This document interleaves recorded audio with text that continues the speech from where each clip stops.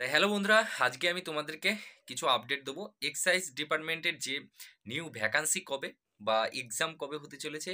কিছু বন্ধুরা বা কিছু অ্যাসপিরেন্ট গিয়েছিল তোমার ডেপুটেশন জমা দিতে, এবং আমাদের যাওয়া হয় না কারণ আমাদের অনেকটা দূর হয়ে যাচ্ছে রাস্তা। আন্দোলন ছাড়া যাওয়াটা সম্ভব হয় না যারা কাছে থাকে, আর ডেপুটেশন জমা দিতে গিয়ে বেশি জন মানে বেশি জনকে যাওয়াও হয় না। তার ডেপুটেশন ৪-৫ জন বা ২-৩ জন গিয়ে ডেপুটেশন জমা দিতে হয়, সেখানে বেশি ভিড় করা যাবে না। তাই আশেপাশে বা কাছে যারা থাকে তারা আহ, যাওয়ার চেষ্টা করে, তাদেরকে অসংখ্য ধন্যবাদ, এবং তাদেরকে অবশ্যই সাপোর্ট করা অবশ্যই দরকার। তারা শুধু তাদের জন্য না, প্রত্যেকটা অ্যাসপিরেন্টের কথা ভেবে বা প্রত্যেকটা অ্যাসপিরেন্টের কিন্তু এটা সাহায্য হয়। বা ডেপুটেশন জমা না দিলে বা ডেপুটেশনগুলো যদি না করা হয়, তাহলে কিন্তু এইসব যে দুর্নীতি বা এক্সাম খুব লেট হওয়া, এগুলো কিন্তু হতেই থাকবে। আমাদেরকে বারবার তাদের কানের কাছে গিয়ে জানাতে হবে, বলতে হবে, তবেই কিন্তু সতর্ক হবে। আর মাঝে সাঝে আন্দোলনেরও দরকার আছে। যারা ভাবো যে আন্দোলনের কোনো দরকার নেই, তাদেরকে বলবো একটু আধটু আন্দোলন না করলে সতর্ক হবে না। যতই নরম পাবে ততই কিন্তু নরমের দিকে কিন্তু ফায়দা নেওয়ার চেষ্টা করে সবাই। তাই নিজেদেরকে শক্তভাবে বা প্রতিবাদ করে যেতে হবে, আর না হলে কিন্তু হবে না। তা যাই হোক, বেশি কথা আমি বলছি না, আমি তোমাদেরকে শোনাবো। এবং আবারও সাবধান করছি যে এক্সাম নিয়ে অনেক অনেক রকমের ভিডিও বা অনেক কিছু দেখবে, কিন্তু সেগুলোতে অত মাথা আহ, ঘামিয়ে আমার মনে বলে যে লাভ নেই। তুমি নিজের পড়াটা ঠিক করে যাও। নিজের পড়াটা যদি ফাঁকি মেরে যাও, তাহলে কিন্তু আর কিছু করার নেই। আবার আসতি বছর আবার দেখা হবে, এরকম একটা ব্যাপার হবে। তা যাই হোক, যারা স্ট্রাগল করে বা যারা সাকসেস হয়েছে তাদেরকে একবার জিজ্ঞাসা করবে যে কত কষ্ট করে, কত বছর তারা অপেক্ষা করে এই জায়গাতে তারা পৌঁছিয়েছে। তা চলো তোমরা আগে শোনো ধৈর্য ধরে কি বলেছে ডেপুটেশন জমা দিতে গিয়ে, তোমরা একটু শুনে। গাইজ ডাইরেক্টরিয়েটে ডেপুটেশন দিতে দেখতে পাচ্ছেন, এই হচ্ছে ডেপুটেশনের কপি। সো উল্টো দিয়ে দিচ্ছি। সো অ্যাপ্রক্স আমাদের 40 মিনিট কনভারসেশন হয়েছে কমিশনারের সাথে, আমাদের আইএস নীরাজ ভট্টাচার্য। ওনার সাথে কথোপকথন আর কি হয়েছে সমস্ত ডিটেল আমরা দেখো। ভিডিওটাকে একটু ধৈর্য নিয়ে শেষ অব্দি দেখো।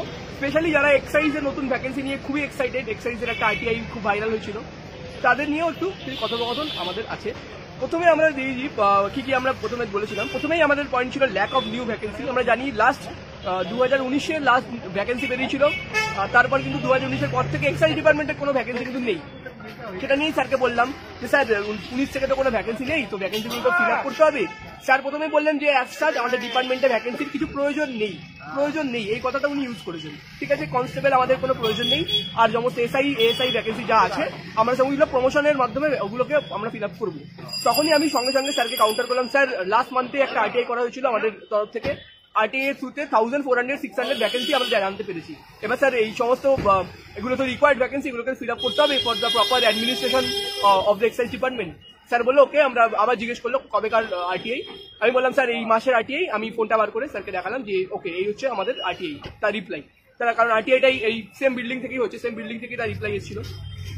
আবার এজ লিমিট নিয়ে আমরা কথা বলেছিলাম, যেহেতু 4-5 বছর পরীক্ষা হচ্ছে না, যেই সমস্ত ক্যান্ডিডেট প্রিপেয়ার করছে তারা হয়তো পরীক্ষা দিতে পারবে না যদি নতুন রিক্রুটমেন্ট বেরোয়।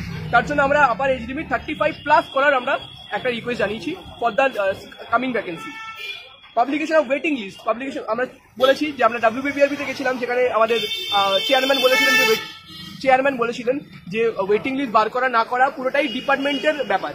ডিপার্টমেন্ট চাইলে করবে, না চাইলে করবে না। তাই জন্য আমরা এই ডিপার্টমেন্ট এক্সাইজ ডাইরেক্টরিয়েটে আমরা জমা দিলাম। এবার এখানে এক্সাইজ ডাইরেক্টরিয়েট বললো, স্যার বললো ঠিক আছে এই জিনিসটাকে দেখা হবে, যেহেতু এটা আমাদের ডিপার্টমেন্টের হাতে আছে। রিক্রুটমেন্টের সিলেবাসের ক্লারিফিকেশন নিয়ে অনেকের প্রবলেম, বিকজ কি সিলেবাস কেউ জানে না, ভুলভাল কোয়েশ্চেন চলে আসে এদিক ওদিক থেকে। স্যার বলে ঠিক আছে নেক্সট পরীক্ষায় সিলেবাস আগে থেকে দিয়ে দেওয়া হবে। ঠিক আছে, টাইমলাইন ফর নিউ ভ্যাকেন্সি, আর কবে কোন নতুন বেরোবে, কবে কি পরীক্ষা হবে এক্সপেক্টেড, এই টাইমলাইন যদি বার করা বললো এটা এই সমস্ত ব্যাপার। ঠিক আছে, আমরা এখানে স্যারের সাথে কথা হলো, স্যার বললো ঠিক আছে আমরা দেখতে পারি বেস্ট অন দ্য আরটিআই আমরা একটা রিপোর্ট পাঠাতে পারি গভর্নমেন্ট অফ ওয়েস্ট বেঙ্গলকে, কিন্তু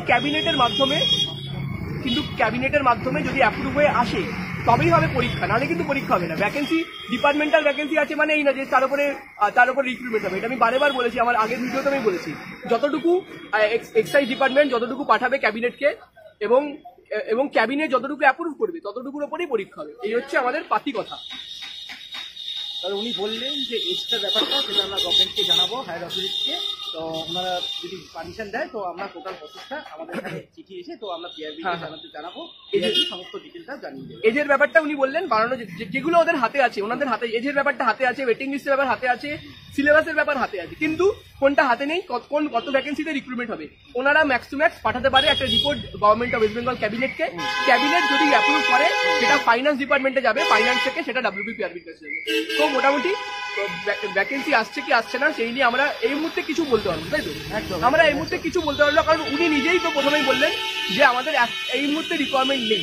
তবু আমি ওনাকে কাউন্টার করে সঙ্গে সঙ্গে বলেছি যে RTI এর আমরা রিপোর্ট সঙ্গে সঙ্গে দেখিয়ে দিচ্ছি যে স্যার রিকোয়ারমেন্ট নেই, কিন্তু ভ্যাকেন্সি, ডিপার্টমেন্টাল ভ্যাকেন্সি কিন্তু আছে। যাই হোক, এইটুকু বলেই আমি বলবো। কিন্তু সবাইকে আমি একটা জিনিস বারেবার বলবো, বিভিন্ন জায়গায় আমরা ডেপুটেশন দিচ্ছি, আমাদেরও সময়ের দাম আছে, আমাদেরও সময়ের মূল্য আছে, আমরাও স্টুডেন্ট, আমরা একাধিক পরীক্ষা দিই। আমাদের সাথে থাকতে হবে, চ্যানেলটিকে সাবস্ক্রাইব করতে হবে, আমাদের গ্রুপে জয়েন করতে হবে, এবং স্পেশালি বারেবার আমরা যেখানেই যাই না কেন আমরা একটাই জিনিস শুনছি কিন্তু government of West Bengal cabinet, ঠিক আছে?